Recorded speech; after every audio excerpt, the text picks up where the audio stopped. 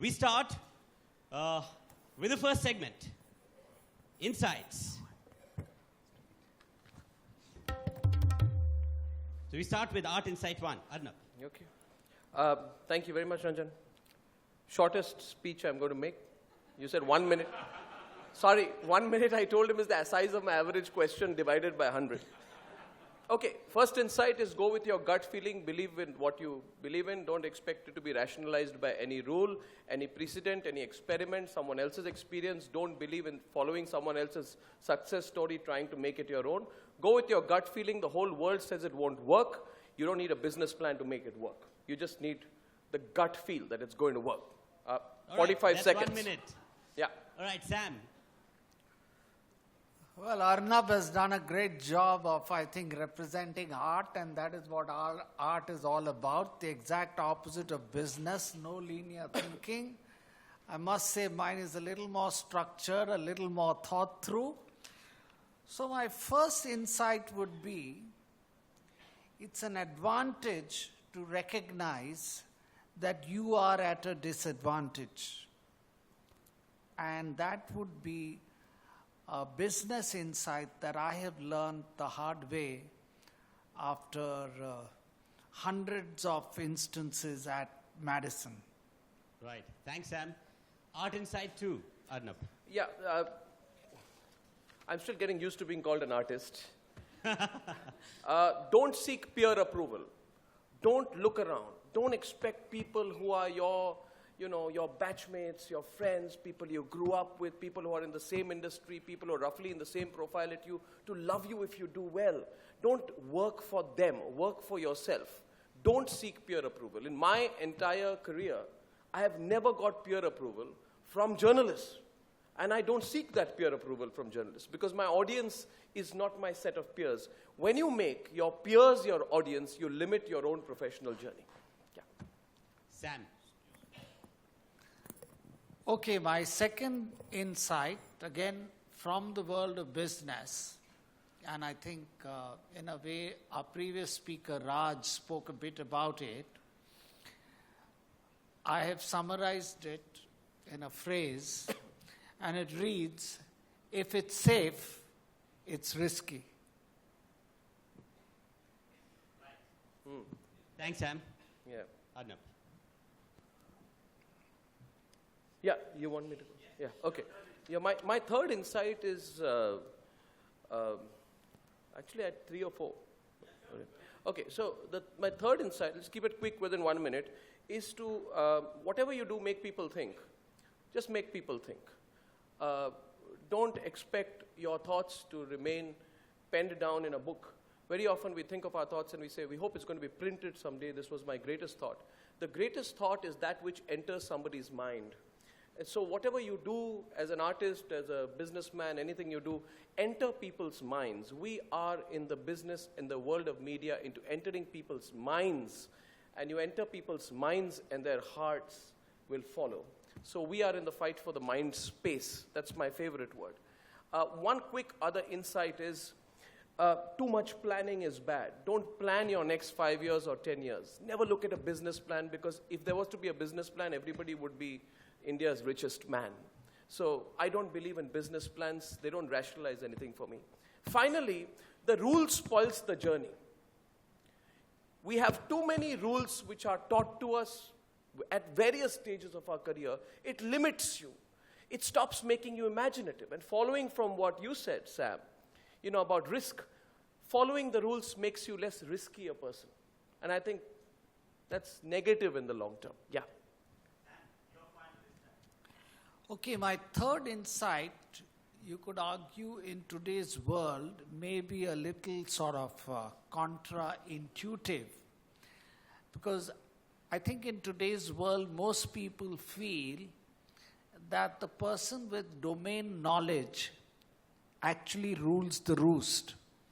Whilst domain knowledge is very important, I believe the most important skill in life is the ability to sell or the ability to persuade. And I think if you have that ability, you'll be successful in whatever your sphere, and irrespective of how strong your domain knowledge is. Yeah. Great. Yeah. Thanks, Sam. The next segment, stories behind the insights. So what we'll do is the 3 insights or 4 insights that you shared, if you can have a story that led to that insight. Yeah. So share one story each. So we'll do one by one. Yeah, so I'll link 2 insights first. How much time in this part? Anytime. I'm getting very self-conscious. I've never done this before. I don't know what I'm going to do. I think tonight I'll finish my show in 10 minutes this way. Yeah, but they won't let me. You see, all the advertisers will complain, so I have to continue for them. Sam will send us a legal notice.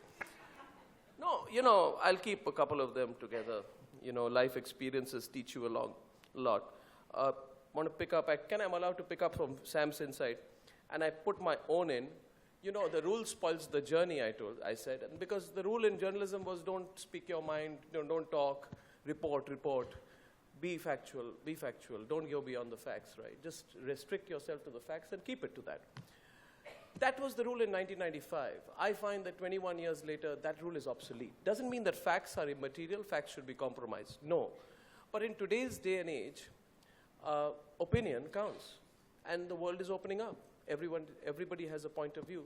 Around 7 or 8 years, we took the fairly bold decision of changing the editorial nature of the program I do in the way it just got constructed. You can't have a very structured dialogue, so you begin speaking up, and you begin giving your own point of view, till the joke now is that you end up becoming less an anchor and more one of the panelists, and the loudest panelist of them all. But, it works because it is more free, it is more unfettered, it is not restrained. It helps you open up. And so what if it was the golden rule in journalism, never to express your point of view? That rule wasn't set in stone.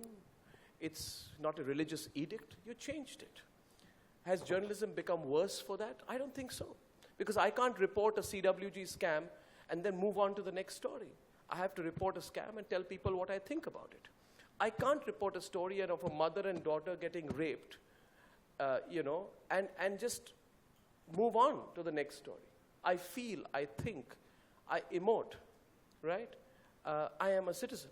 I am a human being. And so when I am going to come on air, I'm going to be a human being too. So the rule was changed, and for me, it has actually made my professional journey, personal journey, that much more enjoyable, which is why I still stand here before you hoping I have another 20 years in this business. If I had just done journalism the way it was taught to me in 95, then I would not be here today. I'd perhaps be retiring. So yeah, that's one little story I'd like to share. I'd like to hear from Sam, and maybe I can move on to the next. Yeah, Sam? So my first insight was, if you remember, it's an advantage to recognize that you're at a disadvantage. As I said, I've kind of arrived at this insight the hard way after 28 years at Madison. As probably most of you know, or some of you know, most of Madison's competitors are billion-dollar corporations. Not billion-dollar, but tens of billions of dollar corporations with tremendous money power. Now, how can a small agency, Madison, survive whilst competing with them? Now, I believe we have found the answer, or we have partly succeeded in doing that by constantly reminding ourselves in tough situations especially about this insight. And I think to a very large extent, we are fortunate that our competition does not recognize that the converse is even more true, which is, it's a disadvantage to recognize that you are at an advantage. Most often in business, I find the number one player gets a little pompous, gets a little immodest, takes things for granted, takes his success for granted, takes his client for granted, and all of it comes with this money, power, and number one position and all of that. And I think that brings about a certain amount of downfall. So therefore, I constantly tell my people that, look, we are operating at a huge disadvantage. And this insight is reinforced every time we have been in a tough situation and we come out winning, because we know that we have worked much harder and we have worked much smarter than our competition did. Because fortunately for us, there is no other way to survive. Yeah. Yeah, that's great, Sam. I actually would like to follow up from that. And as I was listening to you, I agree with you. And, I said earlier, I don't know whether I mentioned it inside, but I did mention it in passing, that I think too much planning is bad. And we like to all become safe behind numbers and feel that we are going to succeed because the numbers look good on a screen. And then I also said that we are in the game of entering people's minds. I spoke about going from the gut. You see, now suppose we have 1,000 crore rupees on one side, okay? And a formula to enter people's minds and hearts, to relate to them on the other. My question to this audience would be, what would you pick? The traditionalist, right, who's not interested in entering a person's mind and heart, but the traditionalist who believes that I am so big and I have so much scale and size and I'm number one, or whatever as you say, would say, people don't have an option but to come with me. I am the king, right? But in today's day and age, you put 1,000 crore rupees on one side, believe me, it would be 1,000 times more valuable to understand how to enter people's minds and hearts. And there is extremely fragmentable and fragmented media industry, where monoliths are beginning to disappear and new people and new players are constantly emerging. It is more important to keep your passion and your idea greater than the sum total of all the capital that you may have or you may want to raise, because that makes you complacent. Let me give you a simple example from a life experience. We started and I left NDTV and we sat in one room and I met Prannoy and everyone, and they said, it's fairly ridiculous that A, you want to start a channel when NDTV is such a dominant player, and it's unimaginable that you can run a channel from Mumbai, and Delhi is the political capital of India. That's where the news is. This is the only news organization at a national level running out of Mumbai, out of what used to be a cotton mill shed in Lower Parel. We had the least number of people. We spent the least money. If an NDTV had 40 or 50 outside broadcast vans, I had 5. My staff size was 1/3 of what my competitors were. Then why did we win? A simple story which we said always. We said, in a story between an elephant, a horse, and a deer, what would you be? And with respect, don't go around quoting me on this, because nowadays on social media somebody will misinterpret, especially when you speak about competitors. So I said, see, with the greatest of respect, and I respect all the 3 animals, NDTV is the elephant. It's large, it's big. It expects to, I don't need this anyway, but it expects to win on the virtue of size and legacy. CNN IBN was the horse. It got ahead to an early start over us. We got delayed in our launch. What would you be? I said, be the deer. And I said this in an editorial meeting. I said, be the deer, because the fantastic thing about the deer is it wins not because of size. It doesn't win because of having an early start. It wins because you cannot predict its direction. It pirouettes around. It has the ability to change direction.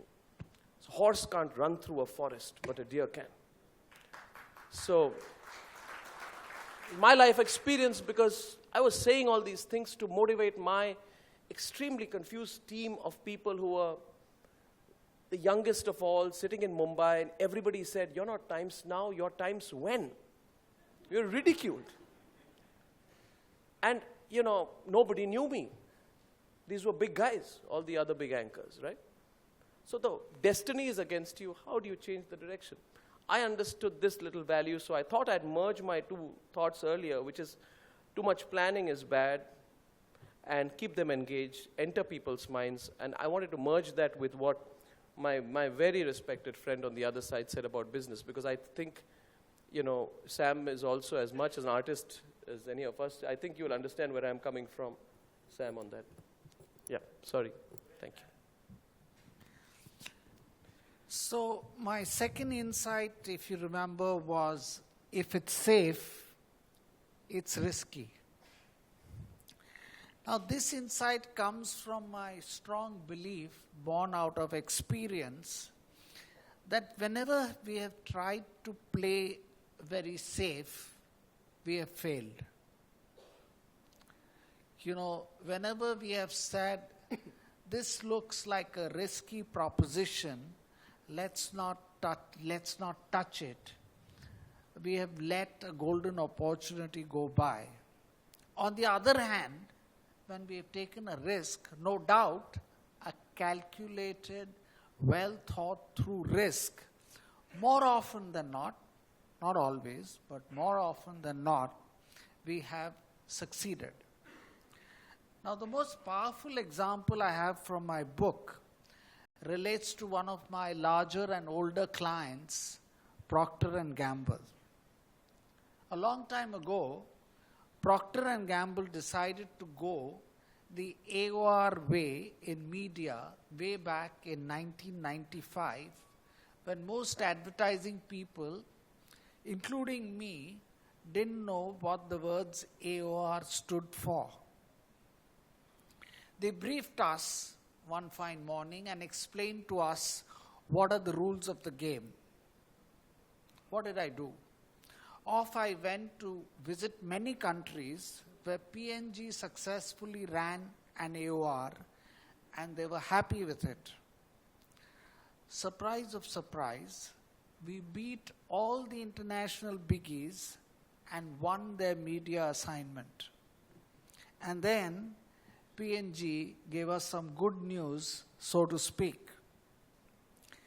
At that time, we handled about 60% of P&G's media business and earned a good 10% of the billing as revenue with just 5 or 6 people in media. After winning the AOR, I was told we would have to hire 15 experienced media professionals to handle 100% of the P&G business instead of the erstwhile 60%, and we would earn 2.5% instead of 10%. A disaster of a proposition, anybody would say, from an agency perspective. And how would finances work out for Madison and for me? And that is where I think Arnab's point comes in. Go by your gut. Something told me that it looks like a risky proposition from a financial and monetary point of view today, but look at the reputation, the honor, the pizzazz, the heft that it'll bring. Here is a small, unheard of agency, and the world's largest advertiser is ready to hand over its entire media business, not to its global roster media agencies, but to this unheard of small agency operating out of a small office at Horniman Circle in Fort. I went ahead with the decision, told P&G, okay, it's acceptable to us. And as some of you know, the rest is history. We now run not so large, but not so small either, media alone business. So I say to you, if it's safe, it's risky. Yeah. Wow. That's a great story, Sam. Fantastic. Well done. Again, I want to take off from... see, I've been doing Jugalbandis with Sam for a long time. We're a good combination. You don't need the tabla.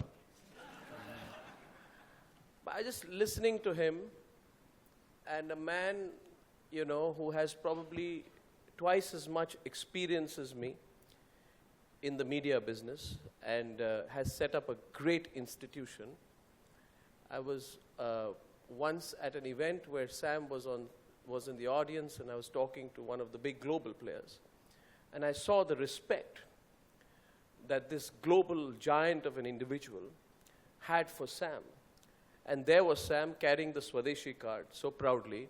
And I feel some of what you're saying today just proves, you know, what a great strategic thinker you are, Sam. I want to take up from what you've said. And one of my insights was to go with your gut. Now, actually, I want to revise that a little bit, because there's a story to going with your gut, and there's a story, the other part of you is being paranoid.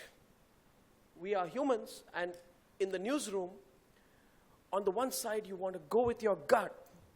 You want to break the story. You want to be first. You want to get the biggest. You want to do everything first, and you kill to get there. And on the other side, you are paranoid. Something should not go wrong, because it's an unforgiving business. You can work hard for 20 years, but one big strategic mistake and your credibility, your editorial guidance, the position you have, defamation cases, everything can go wrong forever. And I've been constantly battling between my gut and being paranoid. Because I'm the most paranoid person in the world. I just worry about everything that can go wrong all the time. You know, it's like in the editorial side, you have an obsessive compulsive disorder. You know, you have, I mean, can you imagine somebody dies, you get the wrong person's picture, your computer picks it up. Nobody's going to forgive you. They'll say you're motivated, right? And I've been on the wrong side so many times. But and I'll end this by giving you two examples. So I sat on a story called Lalit Gate for 3 weeks before I broke it, around June or last year. And it was seen to be one of the biggest sort of stories against someone in the ruling dispensation, this dispensation. When you have a story of that scale, and you're not taking on small fry, you're taking on fairly established individuals, you worry, what if I get my facts wrong? And you're paranoid. So there was this Saturday when I just couldn't sleep, eat, walk. I was worried. I was tense. I had the story. And my paranoia was telling me that someone else is going to break this story if you don't. And I told myself, why are you sitting on it for the longest time? And not just in India, I heard someone in London is going to break the story, so I was more paranoid because I couldn't even call someone up and check, are you going to break the story? That morning I got up, I called my office at 7 in the morning. I told everybody, sorry to call you on a Sunday morning. We are breaking something at 9. Get there in 1 hour. At 9:10, I broke the story that Sushma Swaraj and Lalit Modi and all. And then the paranoia sinks in. And you can't even show the paranoia because actually you're on air. And you're breaking the story and your heart is telling you, what if this story is wrong? What if the documents are fake? What if somebody just conned me? And at 9:27, we had a statement from Sushma Swaraj, from the Foreign Minister's office, confirming the story. You want to go on air saying yes, you know. So the answer is, there's a choice between the paranoia and the gut. This battle is very important for all good professionals. But eventually, gut must win. Paranoia must lose. In the big things in life, gut must win, and your paranoia must lose. One more example of paranoia and gut conflicting. We had a story about a group of Indians who went and spent a lot of money at the opening ceremony of the Commonwealth Games. Not a large sum, small sum by the standards of corruption that happen in India, some few £100,000. But the Treasury Department in Britain is so paranoid that they wrote a 4-page note saying that there seemed to be some irregularities in the financial transactions of people involved in the opening ceremony of the Commonwealth Games. We found the people, not Mr. Kalmadi, but some other people. And so we said that it's a good story. Nothing can be wrong. It's Her Majesty's government. If they have made a problem, it's their accounting problem. Let's put out the story. We put out the story, and like with everything, we overstate things sometimes. What should we call the story? We said, let's call it the Commonwealth Games scam. And truly, the amount of money involved at that stage was 30-40 lakh rupees. The Commonwealth Games scam, pictures of the event, few smattering of shots of Suresh Kalmadi, and we broke the story. That night, I was told, "Tumne ye kya kar diya?" And being in Mumbai, you don't understand the implication of what you do. The entire establishment in Delhi started calling me, "Sam, what have you done? You've broken a CWG scam." I said, "Yeah, I've got some papers." "You mean you've got the CWG scam?" I said, "Yeah." "Do you know how much money is involved?" I said, "Yeah, a fair amount of money." I was talking of a few lakhs. He said, "Oh, big, you've got the whole story." I said, "Of course. Without the story, why would I break it?" Oh my God. And then some of these people, and that's why I said never go by your peers. Some of my peers worked the phones and told the concerned people that, "Boss, he's got the whole thing on the CWG scam."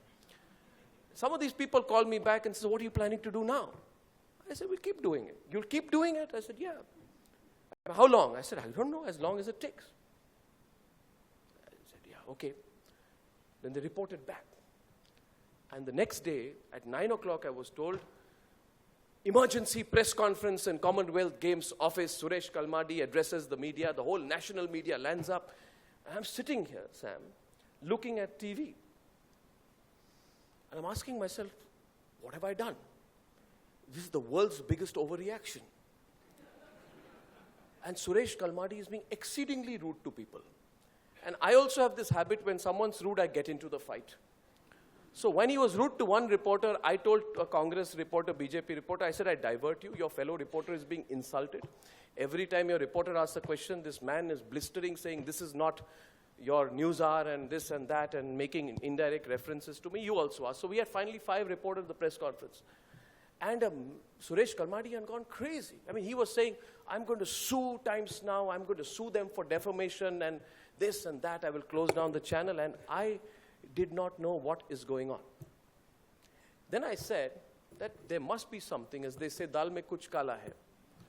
It is at that point that I seriously started looking for papers related to the other 70,000 crores.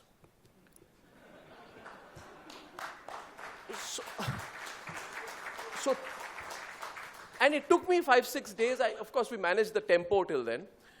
But by the time I got the full set of documents, because people feel you're onto a good thing, so a lot of well-wishers say, "You're onto a good thing, I'll give you a little bit more, a little bit more, a little bit more." And I said, "So why didn't you share this with anyone else in the Lutyens media?" They said, "Well, nobody carries it, because Kalmadi is establishment." We carried the story until then. The story started breaking, and it went on for 3 or 4 days. And if you think about it, the Commonwealth Games scam was the turning point in reporting corruption in India. It happened around June 2010. In the battle between paranoia and gut, again, gut won, because it was just the gut instinct that this man is looking too nervous. There must be something. And if you look at margins, if you are making 30% cut on a 150,000 pound event and multiply that into 70,000 divided by 150 into X number of times, you imagine the amount of money being made. So till date, I say, who broke the Commonwealth Games scam? I said, the man who broke the Commonwealth Games scam is Suresh Kalmadi. Good one. Thank you. Sam, go ahead. Yeah, my third insight was on the ability to sell. The most important skill in life, I said, is the ability to sell. Now, there are many stories I have behind this, but one that kind of stood out, or probably what was one of the first to hit me, happened under not so happy circumstances. A creative agency, which is not so large, had done a campaign for a largish brand for a pitch. Predictably, we did not win the pitch, But imagine my woe when about 2 years later, another agency did a campaign for a competitor of that client using similar insight, highlighting similar key benefit and a similar storyline in a campaign. And this campaign of the competitor then went on to hit the award charts. Subsequently, many experiences have taught me that in our business, actually, creativity is not as difficult to come by as is commonly believed. Or, if I may take an equivalent in a larger business context, quality of a product is not so difficult to come by, even in a country like India. But the ability to sell a creative product or the ability to sell a good quality product is in actually serious short supply in our country and in most countries.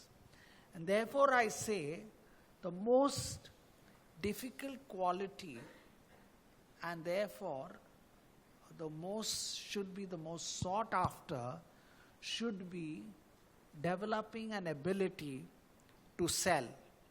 I feel there are more Cleos and Cannes lines waiting today in creative directors' portfolio bags because many a great campaign could not be sold. On a related point, I must say that stature considerably helps in selling one's idea, and the lack of it hinders it. All right, Sam, thanks. The last segment, which is Fresh Insights. So let's have the tabla for a moment. Go ahead. That's my cue. So this is the last one, which means a minute each, one fresh insight that emerged out of this confluence. So having heard Sam and having heard Arnab, one new insight. Go ahead. Your insights? Do you need your insights up on the screen? First, yeah. No, I was looking for His insights? Okay. Put up Arnab's insights on the screen, please. because I have to. Yeah, there you are. All eight. All eight. You can connect the dots. Oh, these right. are mine, right? Yeah, these are all. Oh, on the right. Right. Sam goes first, yeah? Art goes first. Huh? Art goes first? You know, look at all of this, and the one insight that I realize is that insecurity is good, because if I look at the sum total, I say somebody picks up all these insights, starts taking risks, starts realizing they're at a disadvantage, stops seeking approval, goes by their gut feeling, sells the idea well, right? And makes people think, also does not believe in set rules, then it's time for some really solid disruption. Disruption is beautiful. So I think if there was to be somebody smart who picks up all of these ideas, they would disrupt and disrupt in a very big way. I'm looking for the next big disruption in the world of media, and particularly in the world of news media. And for me, that disruption will be new organizations, new people, new thinking, new ideas, using the confluence of high-potency mediums like television and digital to break through the clutter, not at a national, but also potentially in a medium term at an international level. So always evangelize the idea of a lot of global news professionals working in an Indian global news organization. So that's the insight that I gather listening to all of this. All right. And especially listening to Sam. Go ahead, Sam. Okay, I would say based on my own experiences and as I get older, and equally after watching Arnab and watching Arnab's panelists every night, night after night, and seeing Arnab trying to sort of uncover them, I am somewhere beginning to come to the conclusion that there is no such thing as absolute honesty. And I think that statement is universal, not just for India. You know, I was, like all of you, I was brought up with the adage, honesty is the best policy. And, you know, whatever I have done in life, I have tried to be as honest to myself, honest to my clients. But the more I see of the world, and more I see of people discussing and debating on times now, I'm beginning to feel that actually there is no such thing as absolute honesty. You know, there are actually shades of dishonesty, actually in almost every statement that everybody is making. And that's a slightly painful observation for somebody like me. And I think that's not a good place the world is going towards. Unfortunately, we all have to live with this shades of grey, as they say. And I think, I hate to say this, but at some level, I think your ability to succeed in life depends on your ability to deal with these shades of grey. Yep. All right. Thank you, Sam. And a round of applause for both of them. Thank you. All right, so we would like to also offer you our book, Storm the Norm, which is about disruptions. Thank you so much. Thanks, Arnab. Thank you. Thanks a lot. Thank you. It's got the time story, and here you are. I'm sure there are some clients in there. Book, actually. All right. Thank you. Thank you. Yeah. Yeah.